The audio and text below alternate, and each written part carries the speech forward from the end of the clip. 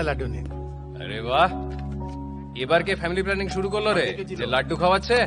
Sir আসলে ওই হরিদাস স্যারের প্রমোশন হয়েছে, উনি সিনিয়র হয়ে গেছেন, শুনেছি স্টেট অ্যাওয়ার্ডের জন্য ওনার নামও গেছে। শোন, আমি জানতাম আমার প্রমোশন শুনে চলবে আপনার। আপনি তো মনোবাদী। আচ্ছা ঠিক আছে, মিষ্টি নাইবা নিলেন, এই মেমোটাই নিন। শোকজ নোটিস এটা। সিনিয়রের পারমিশন না নিয়ে আশ্রমের দরজায় কি নক করবে তার উত্তর তো দিতেই হবে। আমি ওখানে তোমার মতো পুণ্য করতে যাইনি, নিজের কেসের ইনভেস্টিগেশন করতে গেছিলাম।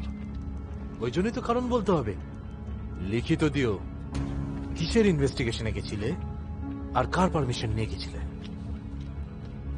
আমার কেস আমার দায়িত্ব, যেখানে লিড পাবো সেখানে আমি যাব। এ ব্যাপারে কারোর পারমিশনের প্রয়োজন নেই আমার। তাই নাকি? সর্বেসর্বা আপনি এই ডিপার্টমেন্টের? হ্যাঁ, এটাও লিখিত দিও। আর হ্যাঁ, আপনার ওই লিড কবিতার ব্যাপারেও সবকিছু ডিটেলে লিখে দেবেন, যে আপনি কি কি জানেন ওর ব্যাপারে। 72 ঘন্টার সময় দিলাম আপনাকে নোটিশের উত্তরের জন্য। আশা করি হয়ে যাবে।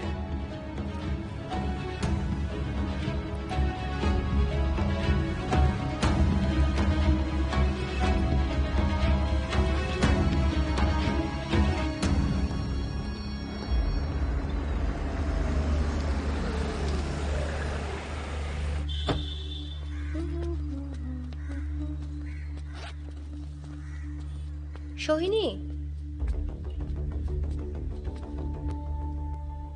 সোহিনী,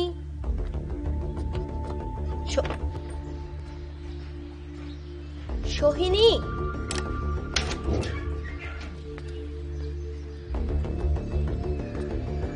সোহিনী, সোহিনী, সোহিনী, কি হয়েছে? তুমি কাঁদছো কেন? কি হয়েছে? একদম না, চুপ। অনেক হয়েছে। কি হয়েছে?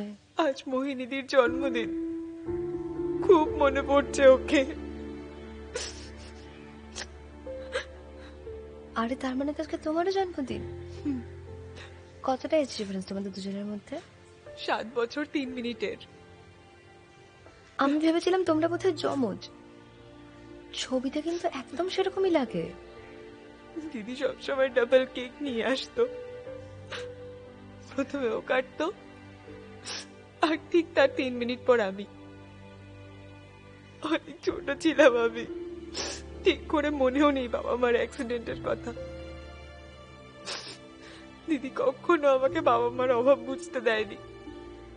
আমার কাছে ওই আমার মা, ওই আমার বাবা। আমরা কত ভালো ছিলাম।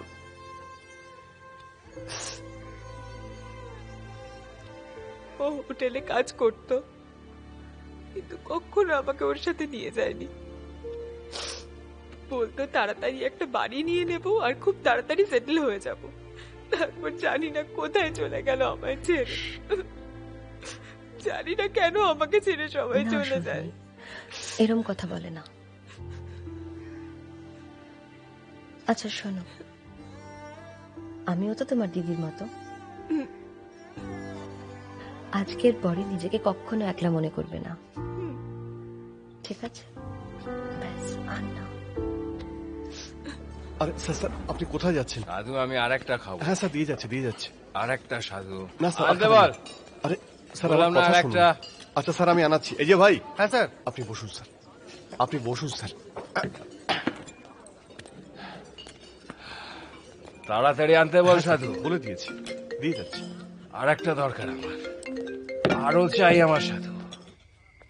Hello madam. সাধু, তোমরা কোথায়? ম্যাডাম রোজিবারে। রোজিবার? হ্যাঁ। আচ্ছা, ও জায়গায় আমার ফোন কেন ধরছে না? ম্যাডাম আপনি ফোন তোলার কথা বলছেন, আর আমি ভাবছি ওনাকে এখান থেকে তুলবো কি করে। হ্যাঁ স্যার। হ্যালো সাধু। আর না স্যার, স্যার আপনি আনতে জিতে বল গেছেন, ভাই। আর বোতল তো খালি হয়ে গড়াগড়ি দিচ্ছে। এবার বাড়ি চলুন স্যার। হ্যাঁ এখন ওই শালা হারামজাদার মুখটা আমার চোখের সামনে যেন নাচছে সাধু। স্যার কিছুক্ষণ পরে আপনার চোখের সামনে অনেক কিছুই আপনি নাচতে দেখবেন, যদি এখনই আপনি খাওয়ানো বন্ধ করেন। আমার সামনে দাঁড়াবার যোগ্যতা নেই শালার, আর কাল থানাতেও। সাধু,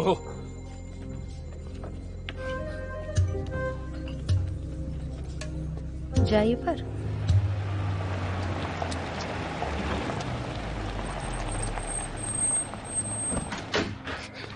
আর কি পেয়ে গেছে সবাই যেন।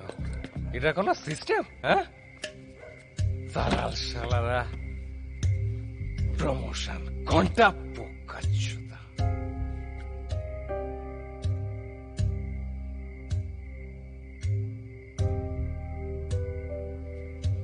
সাধু, অনেক রাত হয়ে গেছে, তুমি চলে যাও, আমি সামলে নেব।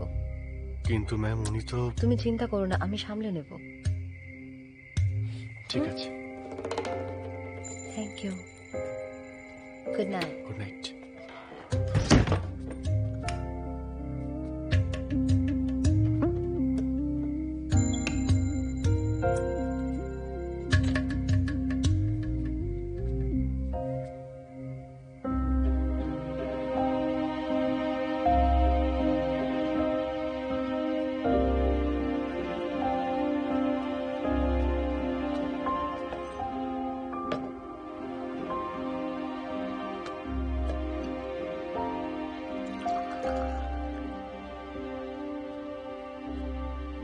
উজাগর, উজাগর, জল খাও, একটু বেটার ফিল করবে।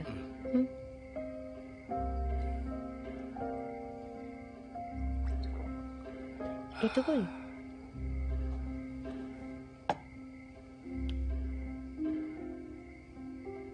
এসব তুমি কি করছো বলো তো?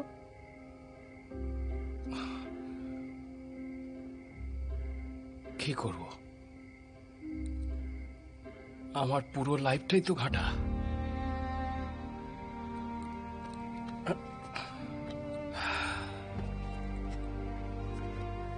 .470 কাট অফ ছিল আইএস এ, আর আমার 469 হয়েছিল। কত? 469। 1 নম্বর। এই সুরের বাচ্চা একটা নম্বর সব ছিনিয়ে নিল আমার থেকে। এই ওবিসিরা 245 নম্বর নিয়ে এসপি হয়ে বসেছে, আর আমাকে অর্ডার দিচ্ছে উজাগর সিংকে। ওই হরিদাস সালা মহা ঘুষখোর লোক, হ্যাঁ, সে এসএইচও হয়ে গেল। কেন? কারণ ওই বাবা আর তার চামচাদের পাচাতে বলে। হারামজাদা, এটা কোনো সিস্টেম? হ্যাঁ, সব হারামি এখানে, সব সব ড্রামার লড়া। সততা, পরিশ্রম, ঘন্টা সব পাল ছেড়ে ওরা